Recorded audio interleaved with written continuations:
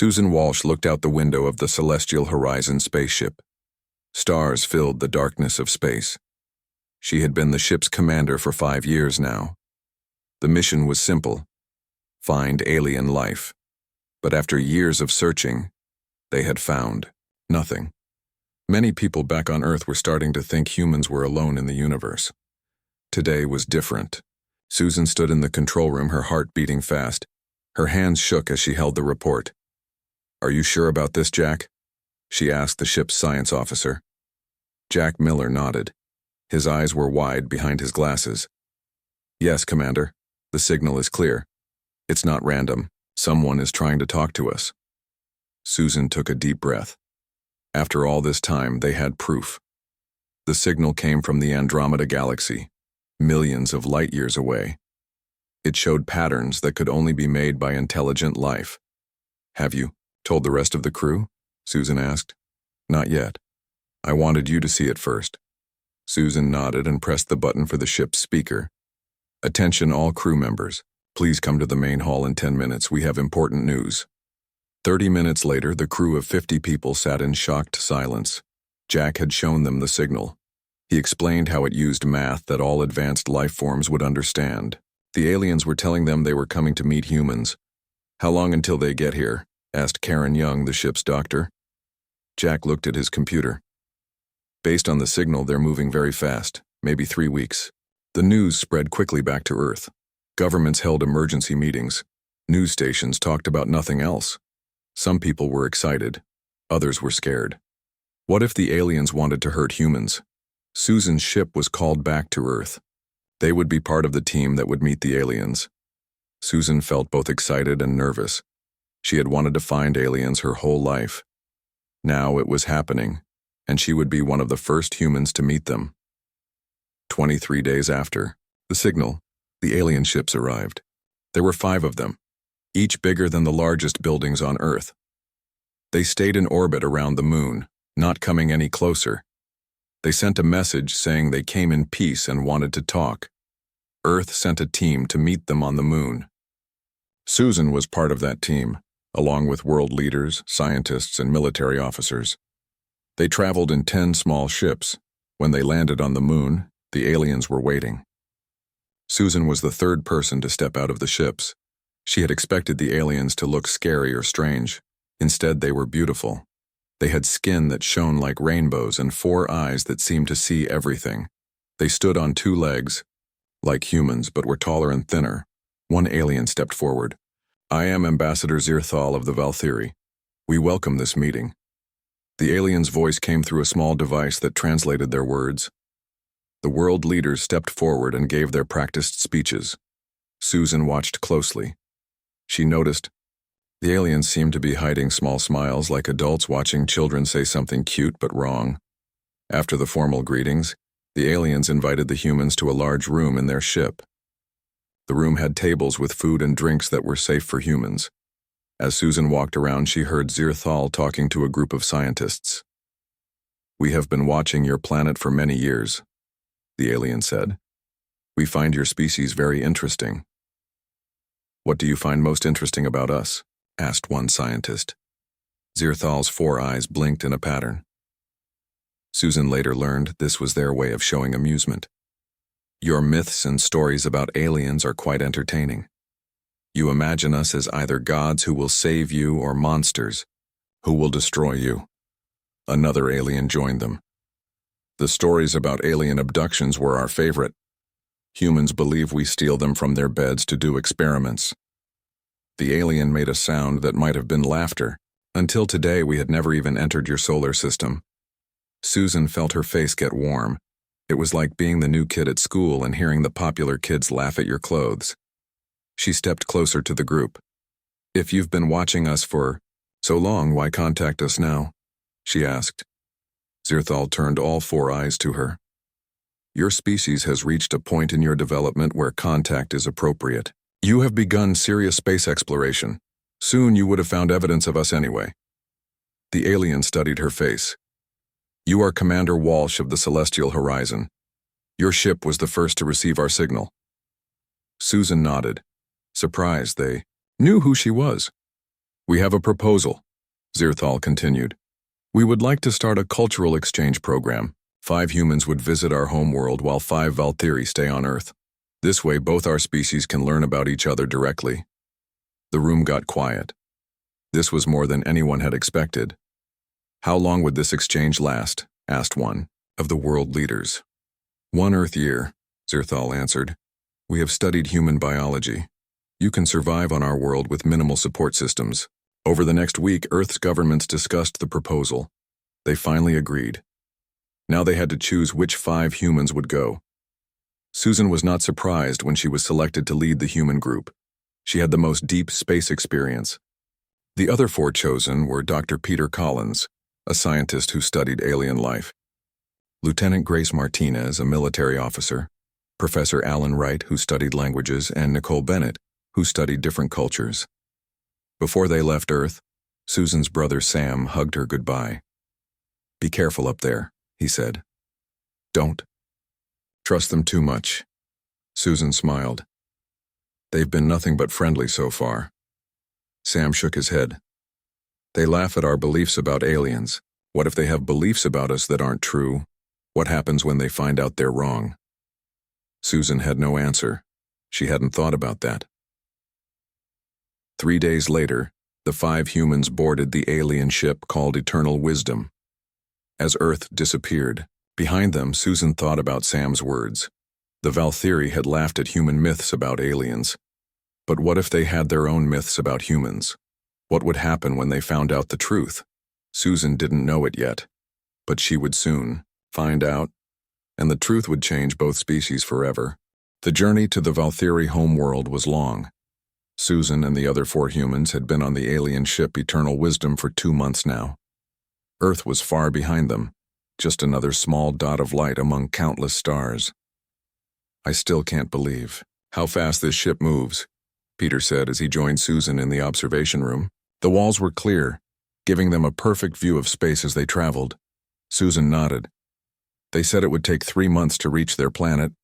If we used our fastest ships, it would take thousands of years. Peter Collins was excited every day. As a scientist who studied alien life, he was living his dream. The Valkyrie had given him permission to study their biology. He spent hours each day learning about them. Did you know their bodies use silicon instead of carbon? Peter told Susan.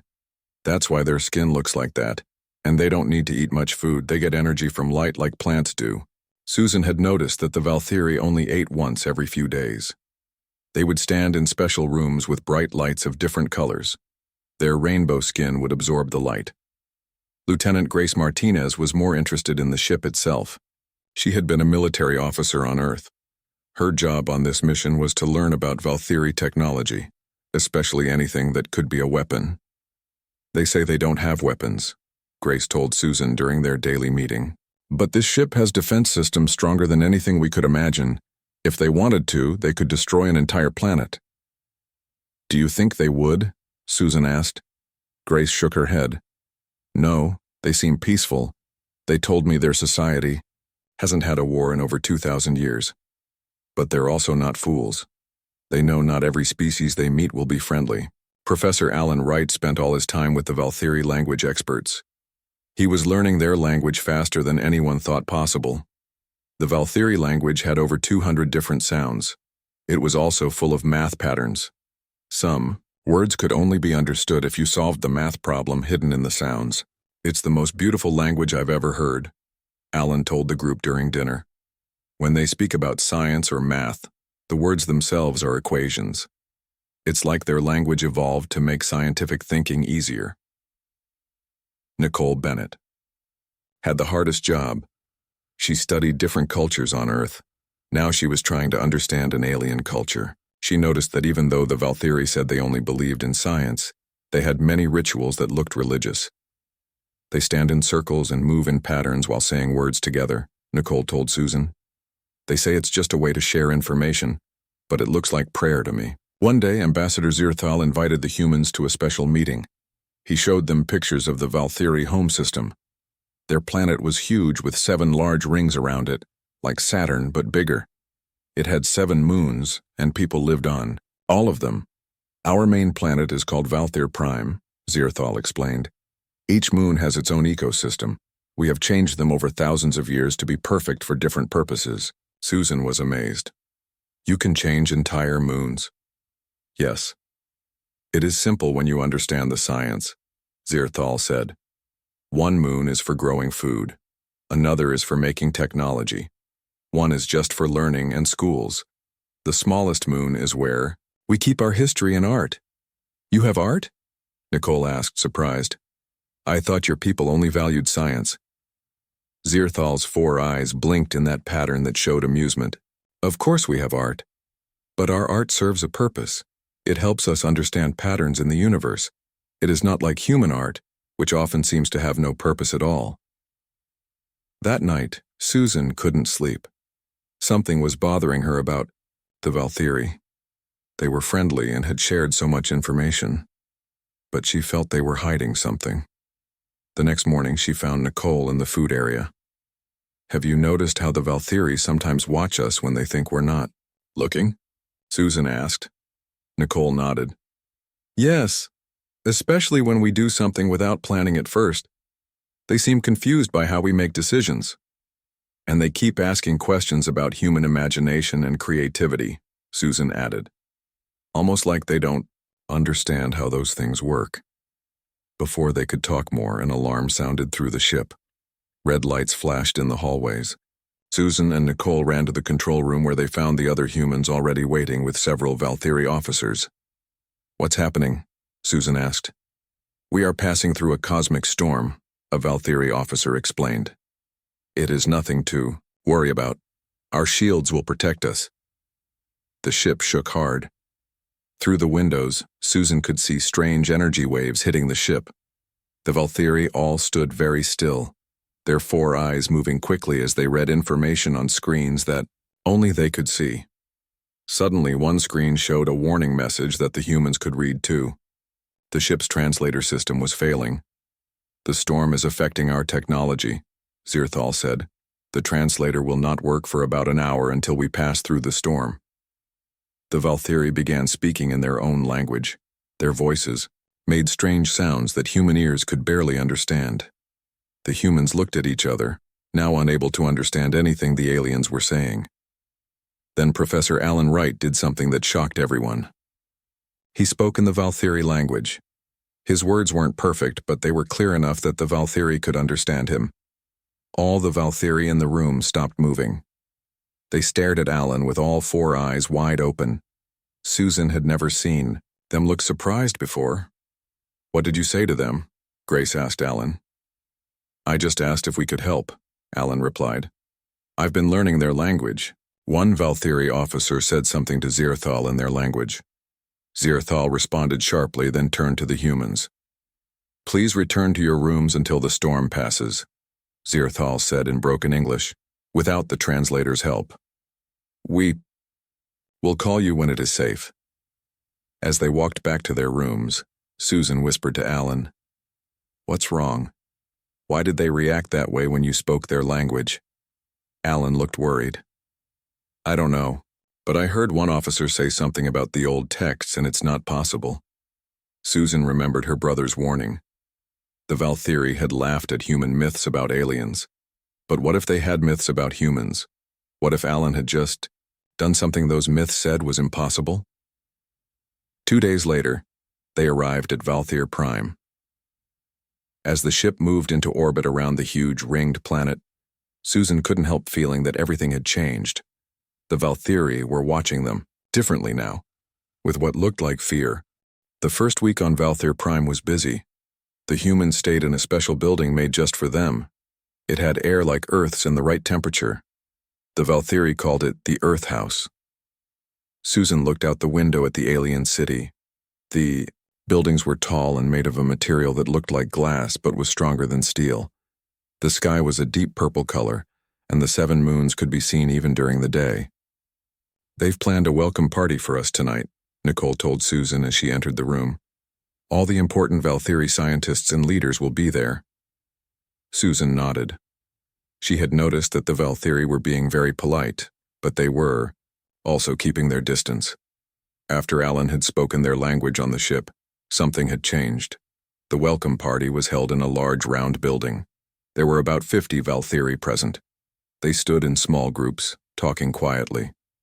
Their rainbow skin seemed to shine brighter under the special lights. Professor Alan Wright was surrounded by Valtheri scientists.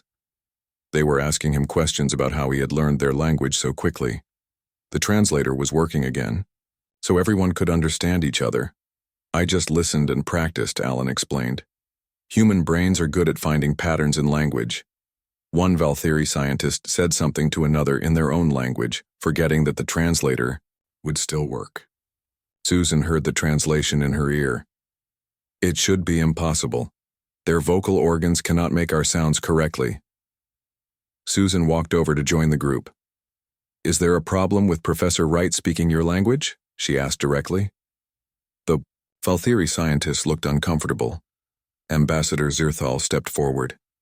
There is no problem, he said. We are simply surprised. Our language is very complex. Most species would need years to learn even basic words.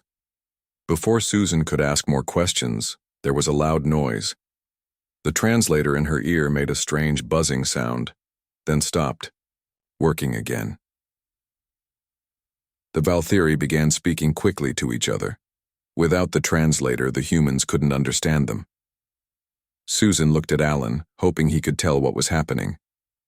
Alan listened carefully, then whispered to the other humans, I think they're saying something about the power system failing. Just then, the lights went out.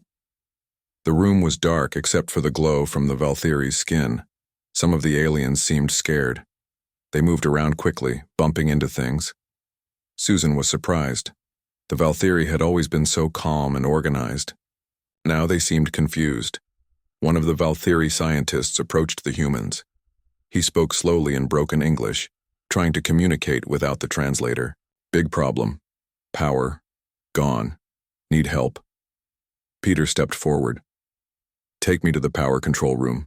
I might be able to help. The scientist led Peter away. The rest of the humans stayed together in the dark room. 20 minutes later, the lights came back on. The translator started working again. Peter returned with a proud smile on his face. What happened? Susan asked. They had a problem with their power system, Peter explained. Some kind of energy surge damaged the main controls. I helped them fix it. Ambassador Zirthal approached them. He looked troubled. Dr. Collins, how did you know how to fix our power system? You had never seen it before. Peter shrugged. I didn't know for sure. I just saw the pattern of the damage and guessed what might work. It was similar to some Earth technology, just more advanced.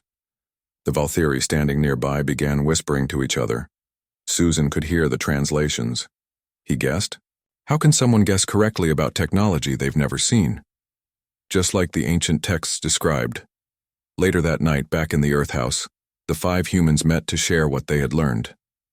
Something strange is going on, Susan said. They keep acting surprised by normal human abilities. Nicole nodded. Today I was watching 2 Valtheri arguing. I could tell one was angry even though his face doesn't show emotions like ours. When I mentioned this to my guide, she asked how I knew.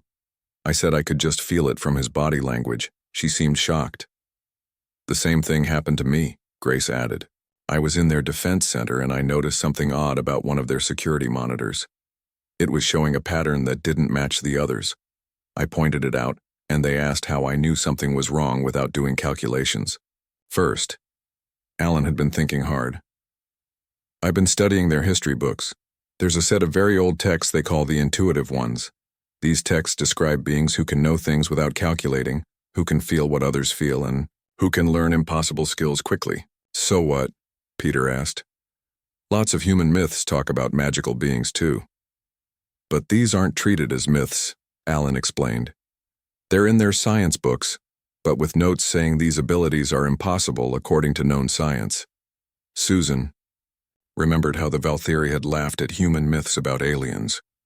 Now it seemed they had their own myths about beings like humans. The next day, Susan was invited to meet with the Valtheri High Council. This was the group that governed their entire species. When she entered the council chamber, she saw 12 Valkyrie sitting in a circle. Ambassador Zirthal was among them. Commander Walsh, one council member said, "We have been observing you and your team. We are concerned." "Concerned about what?" Susan asked. "Your species has abilities that we thought were impossible," the council member explained. "You make correct decisions without enough information. You create art that serves no clear purpose. You sense things without measuring them." Susan was confused. "These are normal human traits. We call it intuition, creativity, and empathy." The Valkyrie council members looked at each other. One of them spoke up. "In our ancient texts, there are stories of beings who could do these things. We believed they were myths, like your stories of aliens taking humans from their beds." Susan realized what was happening. "You're saying that humans are like magical beings in your myths?" "Not magical," Zirthal said quickly, "but possessing abilities outside our understanding of science." Just then, an alarm sounded. A Valkyrie officer rushed into the room. "Sensors detect a Dravex ship entering our system." The council members stood up. Susan had heard about the Dravex from Zirthal. They were another alien species that didn't get along with the Valkyrie. "They are not supposed to enter our space without permission," a council member said. "We must prepare defenses." Susan followed the council to a large control room. On a big screen, she could see a ship approaching Valkyrie Prime. It was smaller than the Valkyrie ships, but still large. "They are sending a message," an officer reported. "They say they come in peace. They want to meet the new species, the humans." "Can we trust them?" Zirthal asked another officer. "Our calculations show a 92% chance they are being truthful," the officer replied. Lieutenant Grace Martinez had been studying the image of the Dravex ship. She stepped forward. "I don't think they're telling the truth." The Valkyrie turned to look at her. "Why do you say this?" Zirthal asked. "The way their ship is positioned, the extra power going to their forward sections. It looks like they're getting ready to attack, not have a friendly meeting." The Valkyrie officers checked their instruments again. "Our readings don't show any power increase," one said. "Trust me," Grace said. "I've seen this pattern before in my military training. They're hiding their true intentions." The Valkyrie council members looked doubtful, but Susan trusted Grace's instincts. "Maybe we should be careful," Susan suggested. "Prepare for the possibility that Grace is right." After some discussion, the Valkyrie agreed to be cautious. They prepared their defenses just in case. 3 days later, the Dravex ship attacked, just as Grace had predicted. But thanks to her warning, the Valkyrie were ready. They stopped the attack with no damage to their planet. The Valkyrie High Council called an emergency meeting. Susan and her team were invited. "How did Lieutenant Martinez know?" a council member asked.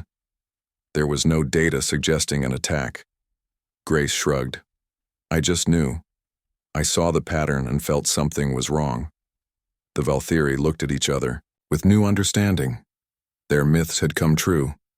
Humans really did have the impossible abilities from their ancient texts, and for the first time they weren't laughing. News about the humans spread quickly across Valkyrie Prime and its 7 moons. The Valkyrie, who had always believed in science and facts, were now facing something their science couldn't explain.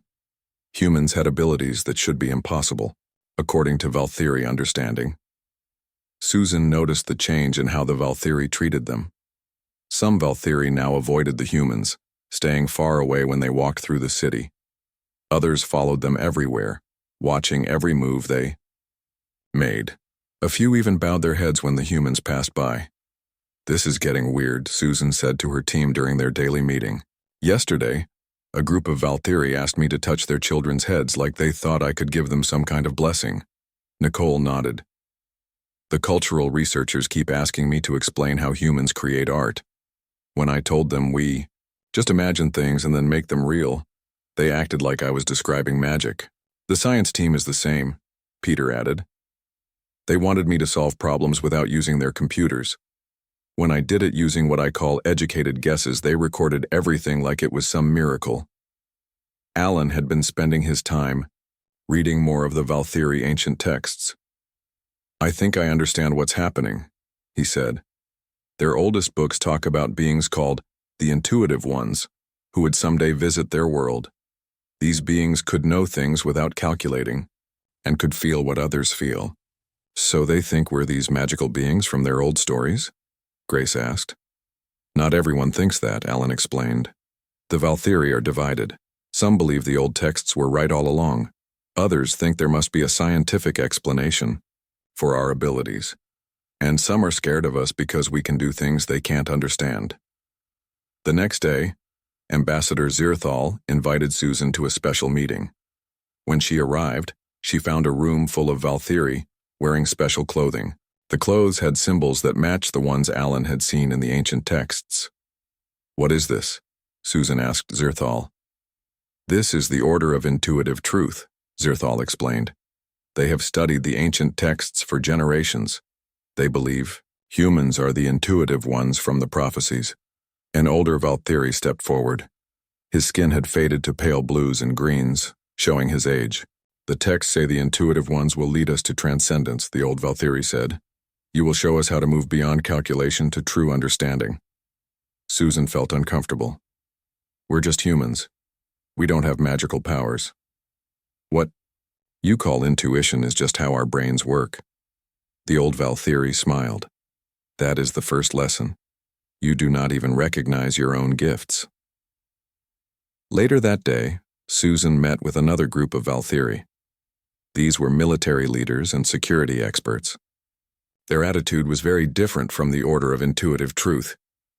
Your abilities present a possible threat, one military leader said. You can make decisions we cannot predict. You see patterns we miss. In war, this would give you a great advantage. We're not here for war, Susan insisted. We came to learn about each other and build friendship between our species. The military leader's four eyes focused on her. That may be true, but not all humans may feel the same. What if others come who want to use these abilities against us? The situation was getting tense. Some Valkyrie saw humans as divine beings from their myths. Others saw them as dangerous, unpredictable creatures. Both views made Susan uncomfortable. That night, she couldn't sleep. She walked to the garden on top of the Earth house. The sky was beautiful with the planet's rings glowing in the light of 3 moons. She was surprised to find Ambassador Zirthal there, looking at the stars. Can't sleep? She asked. Valkyrie, don't sleep like humans, Zirthal explained. But I do need time to process information. The events of recent days have given me much to process. Susan sat on a bench near him. Your people are divided about us. Zirthal nodded. Yes, humans challenge everything we thought we knew. Some find this exciting. Others find it terrifying. On Earth, we had the same reaction to meeting you, Susan said. Some people were thrilled to learn we're not alone in the universe. Others were scared of what you might do to us. The difference, Zirthal said, is that we are what you expected. Advanced aliens with technology beyond yours, but you are not what we expected. You have abilities we thought were just myths. What do you believe? Susan asked. Are we magical beings or dangerous threats? Zirthal was quiet for a moment. I believe you are simply different. Your minds work in ways ours do not. This is not magic or a threat. It is just different. The next morning, Susan was called to an emergency meeting with the High Council. When she arrived, the council chamber was filled with angry Valkyrie shouting at each other. Some wore the robes of the Order of Intuitive Truth. Others wore military uniforms. Zirthal explained what was happening. The Order wants to put humans in positions of power immediately. They believe you should guide our society. The military faction wants to restrict human access to our technology and knowledge until we understand you better. Both are wrong, Susan said firmly. We're not gods or monsters. We're just another intelligent species with our own strengths and weaknesses. As she spoke, another alarm sounded. A council member checked a screen on the wall. The Dravex have returned, he announced.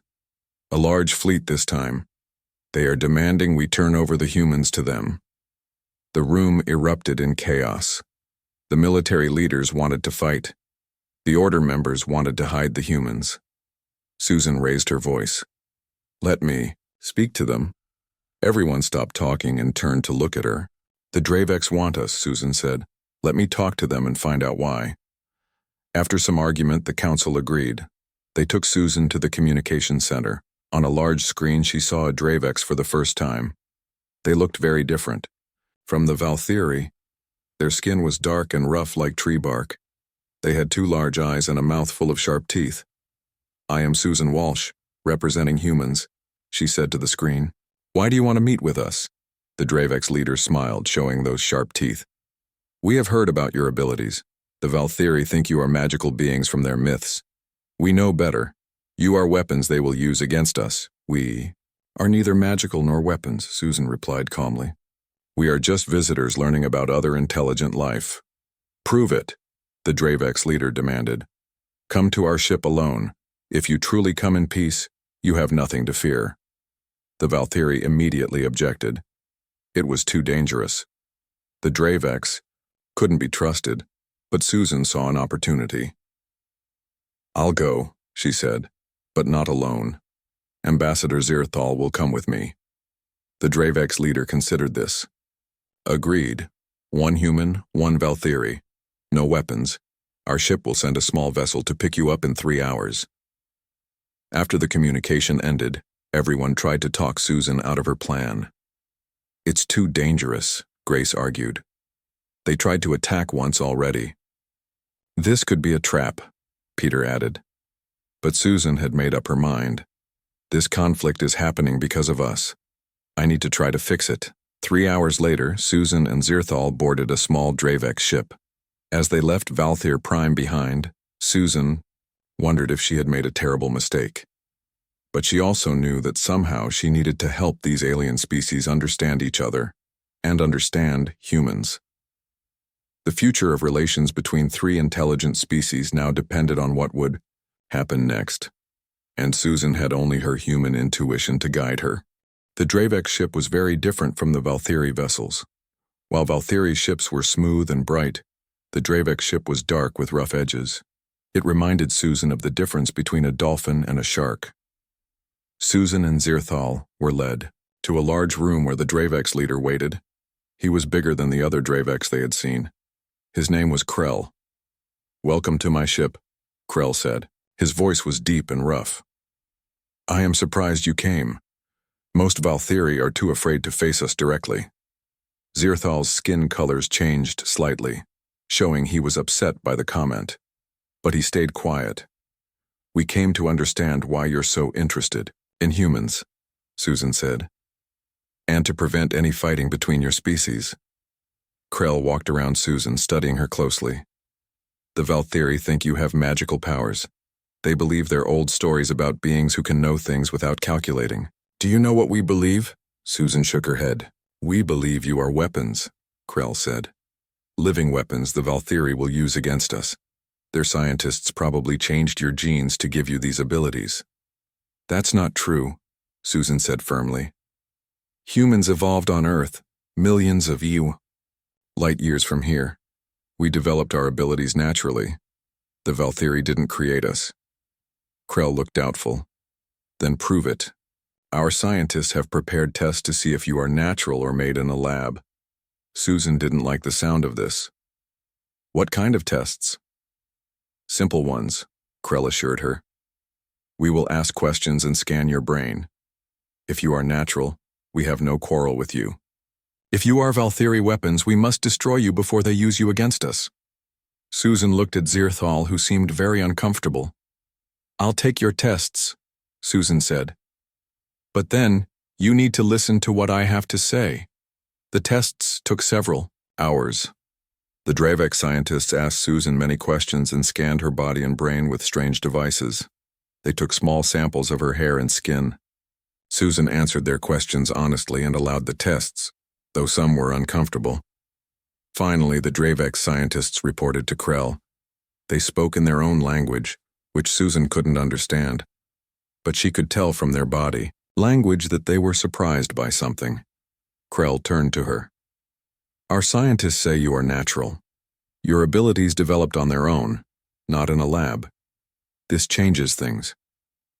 What do you mean? Susan asked. The Valtheri have always looked down on us, Krell explained. They think their way of thinking, with calculations and pure logic, is the only right way. They believe our more intuitive thinking is primitive. Susan was surprised. You have intuition too? Yes, Krell said. Not like yours, but similar. We see patterns. We feel what others feel. We create art for pleasure, not just function. The Valtheri have always said these traits made us inferior. Susan looked at Zirthal. Is this true? Zirthal's skin changed colors in a pattern Susan hadn't seen before. She thought it might be shame. Our science suggests that calculation is more reliable than intuition, Zirthal said carefully. But we may have overlooked some advantages of the Dravex way of thinking. Krell made a sound that might have been a laugh. Now they find beings whose intuition is even stronger than ours, and suddenly they worship them like gods. Susan had an idea. Would you be willing to meet with the Valtheri High Council? I think both your species could learn from each other, and from humans. Krell thought for a moment. I will meet with them, but only if you stay present. We do. Not trust the Valtheri, but we might trust you. When they returned to Valthir Prime, Susan explained Krell's agreement. The High Council was worried about having Dravex on their planet, but finally agreed to the meeting. The next day, leaders from both species met in the council chamber. Tension filled the air. The Valtheri and Dravex had been enemies for centuries. Susan stood between them. Both your species have something valuable, she began. Valtheri, you have amazing logical minds that can do complex calculations. Dravex, you have strong intuition that can see patterns quickly. Humans have both abilities. She turned to the Valtheri. Your ancient texts weren't wrong. Intuition is real and valuable. It's not magic. It's just a different way of processing information. Then she addressed the Dravex. And you were right to question the Valtheri's belief that logic is the only path to knowledge. But fighting won't solve anything. A Valtheri council member spoke up. How can we trust intuition when we cannot see how it works? Susan thought for a moment. I have a proposal. Your medical technology can create a neural interface, right? A way for two minds to connect? Zirthal nodded. Yes, but it has only been used between Valtheri. What if we created a connection between a Valtheri and a Dravex, or between one of you and me? Then you could experience each other's way of thinking directly. The room went quiet. This was a radical idea. Both species looked unsure. It would be dangerous, a Valtheri scientist said. Connecting such different minds could cause damage. I'm willing to try, Susan said. I'll connect with whoever volunteers. After long discussions, Zirthal volunteered to connect with Susan. The medical team prepared the neural interface while leaders from both species watched nervously. Susan lay on a medical bed next to Zirthal. The doctors placed a device on both their heads. This will create a temporary connection between your minds, a doctor explained. You will experience each other's thoughts and feelings. It will last about 10 minutes. Susan looked at Zirthal. Ready? The Valtheri ambassador nodded. Ready. The doctors activated the device. Suddenly, Susan's mind was flooded with new sensations. She could see, feel, think in ways she never had before. Zirthal's mind was like a beautiful crystal structure, with every thought connecting perfectly to others. Everything was ordered, precise, and clear. At the same time, Zirthal was experiencing Susan's human mind. He felt the constant flow of intuition, the connections being made without conscious effort, the emotions coloring every thought, the creative spark that could imagine things that didn't exist. When the connection ended 10 minutes later, both were changed forever.